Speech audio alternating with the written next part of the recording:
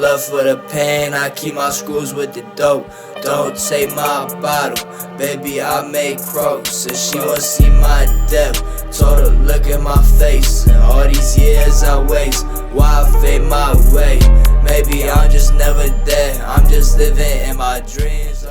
Alright, I'm known as Oktober Sky, but my name is Tyler Cash. I'm originally from California, in Modesto in the Valley. It's pretty chill.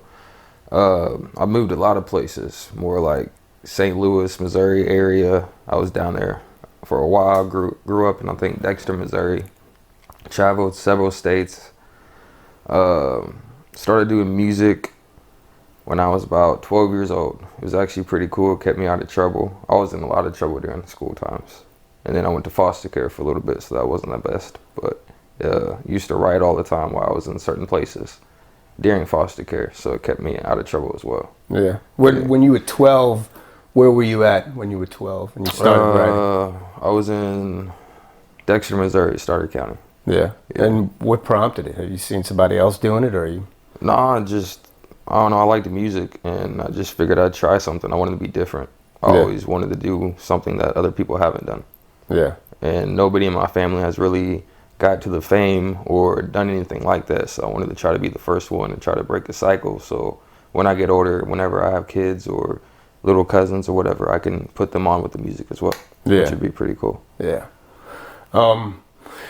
Because I asked this because I spoke to someone else about this, and when he was younger, he kind of felt like he didn't fit into the number of slots that he saw around him in the streets during that time. There was only certain types of people, let's just say. Could be genres, could be whatever, but you know, if you didn't fit with this crowd, maybe you fit with this crowd, or maybe you fit with that crowd. If you didn't fit with any of them, sometimes you kind of became more introspective, you know. Yeah. So I kind of ask, did you ever catch any of that vibe from the people around you?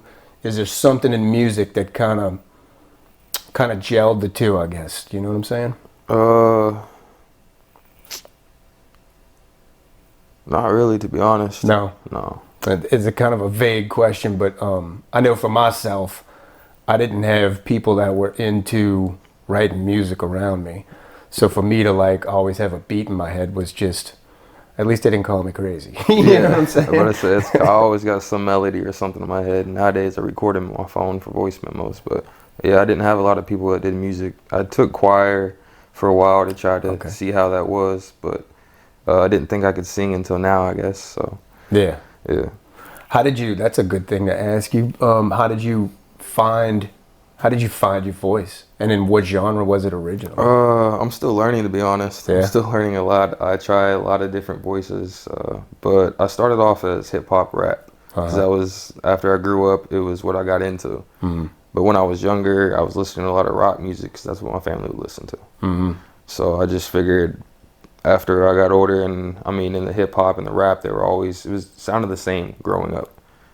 And I wanted to change it, so I figured I'd just mix it with rock, hip hop, rap, and then pop, learn to sing, and then mix my skills from rapping to singing, and then make something different, something unique.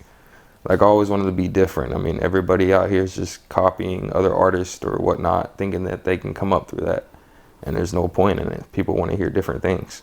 Yeah, they wear people out with it, for sure.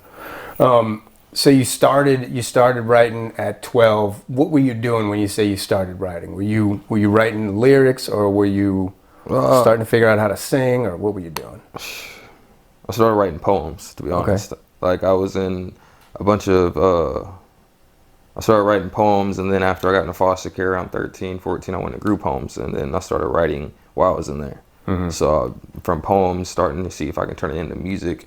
And then every time I'd write something, certain homes would take the music away because they didn't like rap. Yeah, so that went, a lot of my songs, it went bye-bye for a while, so yeah. How did that affect your attitude towards the music? Because I know sometimes when you take something away from a kid, he just wants it more. Irritated me. It was like an escape from reality from where I was. So I went into reading a lot of books so I can expand my knowledge, I guess. And I guess books let me, I guess, escape to reality for a while. Yeah. So it's pretty cool.